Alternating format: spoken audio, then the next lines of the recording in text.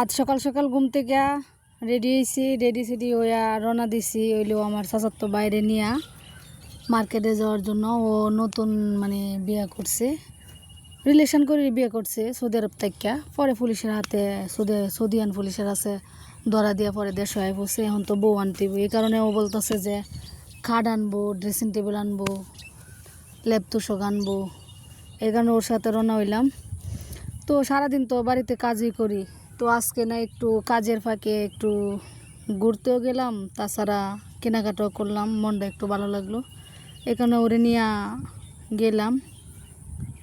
আসসালামু আলাইকুম সবাইকে, সবাই কেমন আছেন? আশা করি সবাই ভালো আছেন। আলহামদুলিল্লাহ আমি ভালো আছি আপনাদের দোয়ায়। তো ফাইনালি চলে আসলাম আমাদের কটিয়াদির মার্কেটে। প্রথমে নিয়ে নিলাম একটা বিছানার চাদর আর হলো দুইটা মাথা বলতে দোকানদার এরকম করেই বলে যে 2 মাথা 1 বিছানা।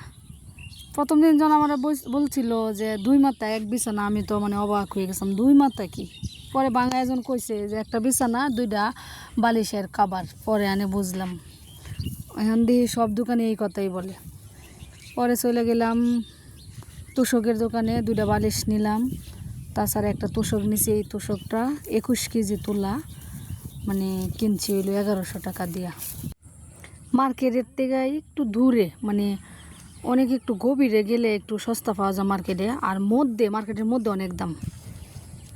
পরে চলে গেলাম আমাদের একটা হিরালাল সার মোড় আছে, এই জায়গায় শুধু খাট, শোকেস, সোফা এগুলাই বিক্রি করে।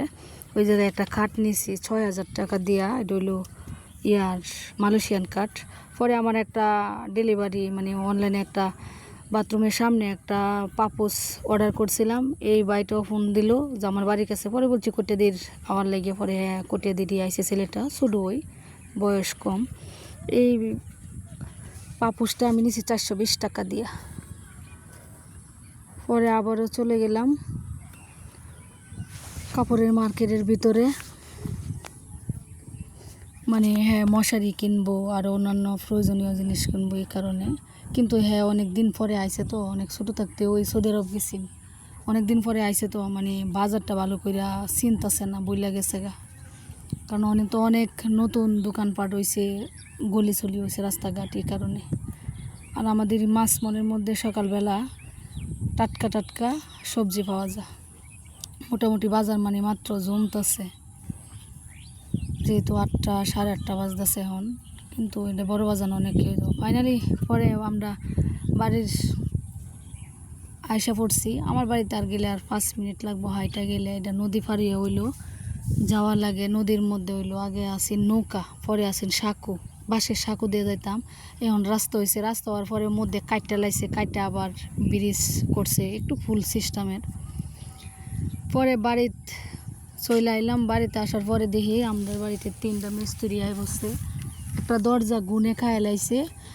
এই কারণে দরজাটা আবার নতুন করে লাগানোর লাগে। এটা স্টিলের দরজা বানাই আনছি, এটা বক্স স্টিলের দরজা কয়। এটারে হলো 10,500 টাকা দিয়ে। আগেরটাও 10,000 দিয়ে কিনে আনছি 10 বছর আগে কাঠের, তো এটা গুনে খায় লাইছে, এই কারণে স্টিলেরটা বানায় লইছি।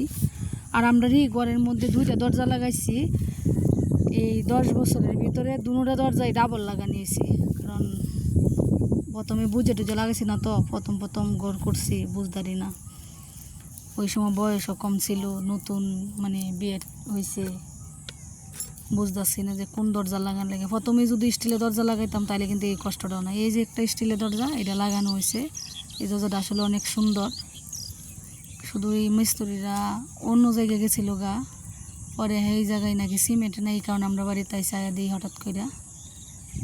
পরে সব কাজ গোছায়, রান্নাবান্না কাজ গোছায় গেলাম বন্ধের মধ্যে। কর্তামশাই এই জায়গার মধ্যে ঘাস কাটতেছে। আমরা একটা ঘাসের খামারে লেগে একটা ঘাস কাটার মেশিন আনছিলাম। অবশ্য যে 1 ঘন্টার কাজ কিন্তু মাত্র 10 মিনিটই করা যায়। তাছাড়া সময় বাঁচে, তাছাড়া অনেকের যেমন আমরা অনেক পরিশ্রম করি, এই কারণে কিন্তু কোমরের সমস্যা। অবশ্য কোমর থেকেও ভালো একটা পর্যায়ের দেয়া, এই কারণে এই মেশিনটা কিনে আনছি। আর এই মেশিনটা কিন্তু অল্প সময়ে 10 মিনিটে গাছ কাটছে, কমসে কম 4 পূজা গাছ হইব। আর এই 4 পূজা গাছ কাটতে কমসে কম সময় লাগলো 2 থেকে 2.5 ঘন্টা।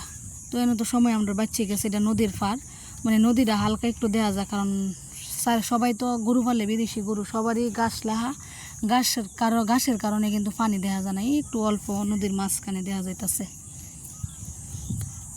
পরে দুপুরের ঘাস মানে আসলে বুবা জিনিস বুঝে যে মানে আমার এখন ঘাস খাওয়ার সময় হয়েছে। পরে তো ওরা সিগন্যাল দেওয়া আরম্ভ করতেছে, চিল্লা আরম্ভ করতেছে, মাইকিং মারতেছে ঘাস, মানে আমি উড়ানের মধ্যে বারে বারে কাজ টাজ করতেছি, আমারে দেখে তো হেরা চিল্লানি আরম্ভ করছে।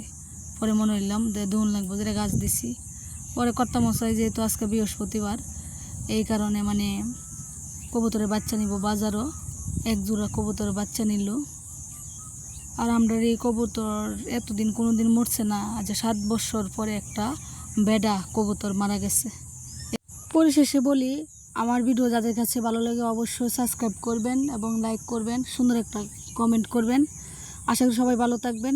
আল্লাহ হাফেজ, সুস্থ থাকবেন।